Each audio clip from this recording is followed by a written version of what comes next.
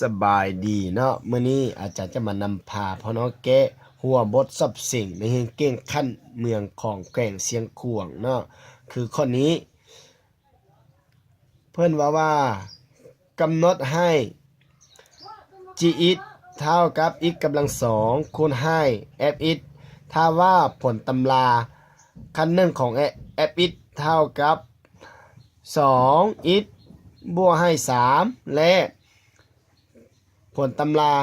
ของ g ของ1เนาะเท่ากับ0เนาะหรือว่าผลตำราของ g เนาะของ1ไม่เท่ากับ1นี่เท่ากับ0โจทย์สหา f ของ c หรือว่าสหาตำรา f แล้วแทนค่า x เท่ากับ c ใส่เนาะมีความหมายว่าแบบนั้นฉะนั้นในคนนี้อาจจะมานำพาพ่อน้องแกะว่าแกะแนวใดเนาะในข้อนี้จะมีเงื่อนไขหลายเงื่อนไขเนาะเขาจะได้นำใส่สังคริปต์ไปพร้อมกันเลยเนาะฉะนั้นเขาเกะไปเลยเนาะเกะนะเขาต้องจากผลตำราของ fx นี้ก่อนเนาะเขาต้องจากตัวนี้ก่อนฉะนั้นต้องว่าจากผลตำราของ fx เท่ากับ 2x บวกให้3เนาะแล้ววันนี้เราไปแก้สังคณิตคือตัวนี้เนาะฉะนั้นสังคณิตตัวนี้มันจะแก้เนี่ยใดเนาะเราจะอิงตามการปีนคืนของผลตำราเนาะแล้ววันนี้จะได้เลยเนาะ d ของfx เนาะแล้วก็ส่วนให้ dx เนาะทุกเทื่อเนาะตัวนี้จะเท่ากับแบบนี้เนาะและเท่ากับ 2x บวกให้3เนาะในสูตรผลตำราเนาะเพื่อนจะเขียนว่า y คิดนี่นะ y คิดนี่เท่ากับ dy ส่วนให้ dx เนาะให้เราเข้าใจอยู่ที่นี้เนาะฉะนั้น dy ก็เท่ากับ fx ผลตำราเนาะของ fx เนาะก็เท่ากับ y คิดคือกันเนาะแล้วผลตำราของ y ก็เส้นเดียวกันเนาะฉะนั้นในข้อนี้เมื่อเราเกมมาแบบนี้แล้วเราต้องขึ้นดีอินนี้ขึ้นผู้ห่วมเนาะดีอินนี้ไปทางเบื้องนี้เนาะแล้วก็ปรับผู้แล้วก็จะได้เลย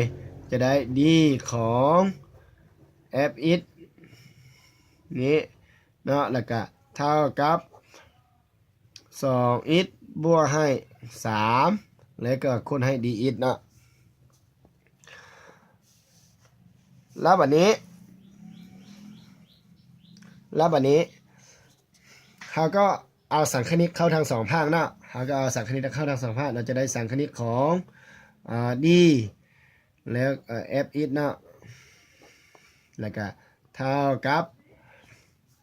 สังคณิตของ2x บวกให้3นะ dx ทางนอกนะแล้วสังคณิตของ d fx นะก็เท่ากับหรือว่าของตำรา fx นี่ก็เท่ากับตำรา fx เลยนะแล้วก็ไปเท่ากับมานี่สังคณิตของ 2x กำลัง2สังคณิตของ 2x นะแล้วก็จะเท่าเลยจะเท่ากับตัวนี้เลยนะ x กำลัง2เลยนะสนาจะเกยย่อในนึงเนาะแล้วก็สังคณิตของตัวคงค่าคือ3เนาะแล้วจะเท่ากับ3x เลยเนาะแล้วไปบวกให้ตัวคงค่า4แม่นตัวที่เฮาบ่ฮู้เนาะคือตัวคงค่าไหนนึงเนาะค่าของ4นี่แม่นขึ้นกับความหมายเนาะจะหมายตัว i ก็ได้หรือว่าตัว e ก็ได้เนาะหรือว่าตัวk ก็ได้ตัว m ก็ได้ขึ้นกับเฮาถนัดแต่ว่าส่วนหลายสังคณิตจะมักตัว k กับตัว c เนาะหลายกว่าเนาะทุกเทื่อกันเกสังคณิตต้องบวกตัว c หรือว่าตัว k ให้ทุกเทื่อเนาะแล้วบัดนี้เราได้ค่าของตำรา fx fx มาแล้วคือเท่ากับ e กำลัง2บวกให้3 e บวกให้4ฉะนั้น c นี้ยังเป็นตัวคงค่าอยู่เรายังซ่อหาบ่ได้เนาะเรายังซ่อหาค่าของ c บ่ได้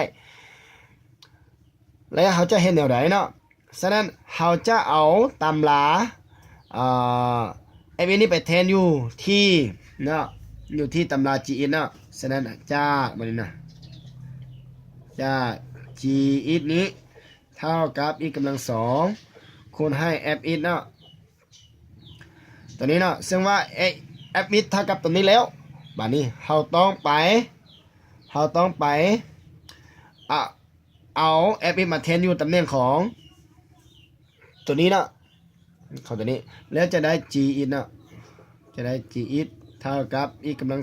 2สุขคูณให้ e กำลัง2บวกให้3 x บวกให้4เนาะแล้วก็บัดนี้เราจะได้ g x ไปเลยเนาะเราจะได้ g x เท่ากับเอา e กำลัง2นี่คูณเข้าไป e กำลัง2คูณให้ e กำลัง2เป็น e กำลัง4เนาะแล้วบัดนี้เอา e กำลัง2คูณให้3 e กำลัง1จะกลายเป็น3 e กำลัง3เนาะ3e กำลัง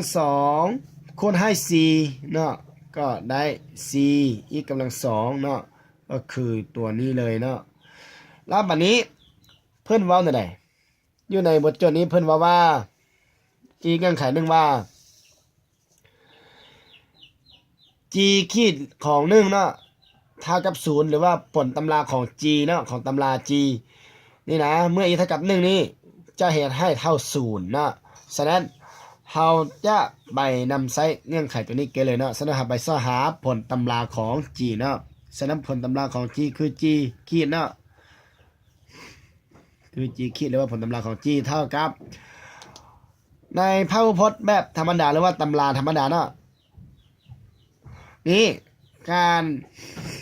คิดและผลตำรานี้จะเห็นให้กำลังลดลง1 หัวน้อยแล้ว3ประสิทธิ์เพิ่มขึ้นนะฉะนั้นจะได้เลย c x กำลัง3เมื่อขีดเนาะอาจจะเก็บแบบย่อนิดนึงเนาะแล้วก็บวกให้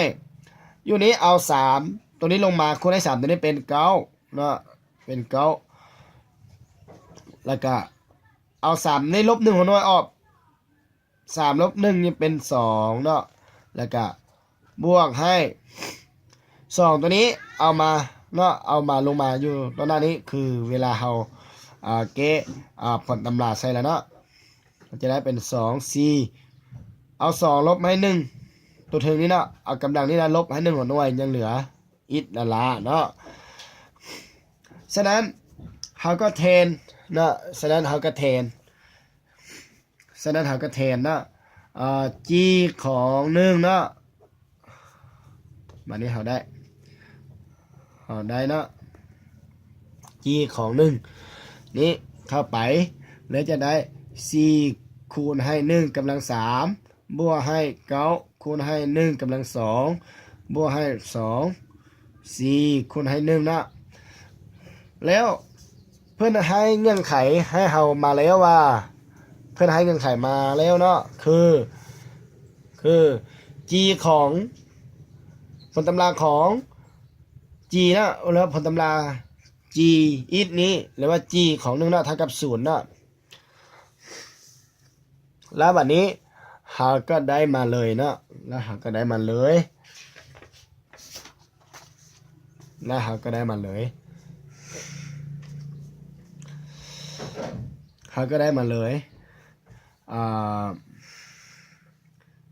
g ของ1นี้เท่ากับ1กำลัง3ออก31กำลัง3ออก1คูณให้4ออก4 1กำลัง2ออก1เนาะแล้ว9บวก4เป็น13เนาะฉะนั้นเป็น13บวกให้2คูณให้4เป็น2 4คูณ1ก็เป็น2 4คือเก่าเนาะเป็น2 4ซึ่งว่า g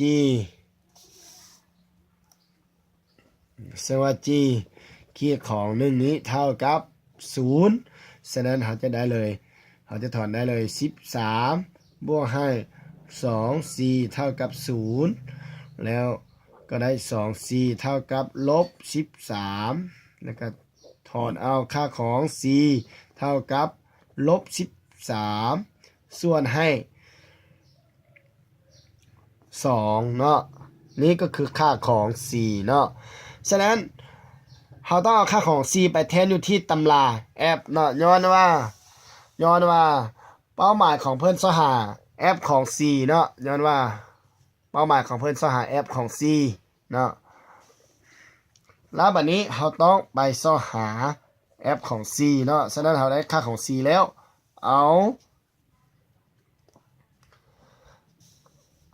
ค่าของ c ไปแทนอยู่ที่นี้เนาะตำรา f(x) เท่ากับ x กำลัง2บวกให้3 x บวกให้ c เนาะถ้าเราสาได้ค่าของ c แล้วเอาค่าของ c ไปแทนอยู่ที่ตำแหน่ง f(x) เนาะแล้วบัดนี้ได้เลยเนาะแล้วบัดนี้ได้เลยได้บัดนี้นะได้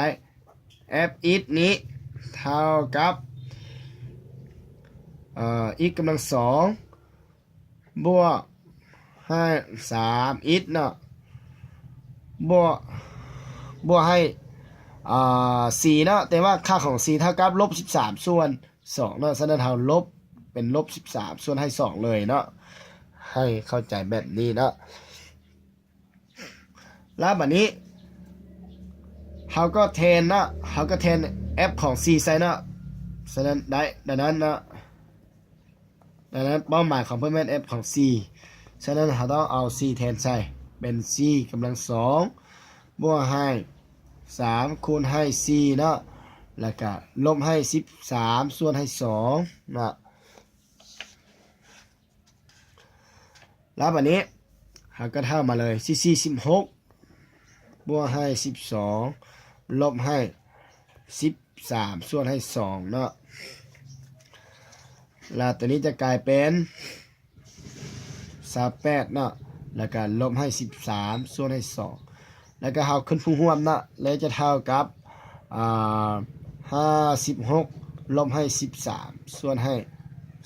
2แล้วจะเท่ากับ43ส่วนให้2เนาะเท่ากับ43ส่วนให้2บางเลขในข้อนี้เนาะก็คือตัวนี้เนาะฉะนั้นตอบเลยฉะนั้นเข้ามาตอบเลยฉะนั้นเนาะฉะนั้น f ของ c เท่ากับ43ส่วน2เลยเนาะก็จบสำนี้เนาะสำหรับในข้อนี้เนาะเป้าหมายของเพื่อนซ้อหา f ของ c เนาะและตำราเนาะเมื่อตำรา f เมื่อเท่ากับ c เนาะพี่น้องสามารถเบิ่งได้เลยเนาะเบิ่งอีกคักๆเท่านึงเนาะหัวข้อคือข้อนี้เนาะโจทย์ f ของ c ฉะนั้นเราต้องไปซ้อหา f ของ c เนาะฉะนั้นเราต้องอิงใส่สังคณิตพร้อมเนาะถ้าว่าเราบ่อิงใส่สังคณิตนำเนาะเราจะบ่สามารถแก้ได้เนาะ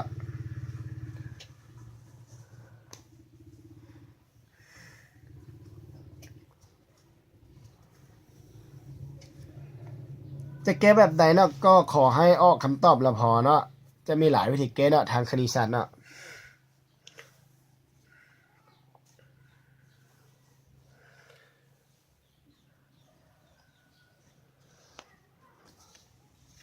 คำตอบสุดท้ายก็คือตัว f ของ c ก็คือตัวนี้เนาะขอบใจเนาะสำหรับน้องใดมีปัญหาเนาะทางด้านคณิตศาสตร์สามารถคอมเมนต์นำได้เนาะแล้วก็น้องใดอยากศึกษาเป็นนักเรียนเก่งก็สามารถติดต่อหาอาจารย์ได้เลยเนาะ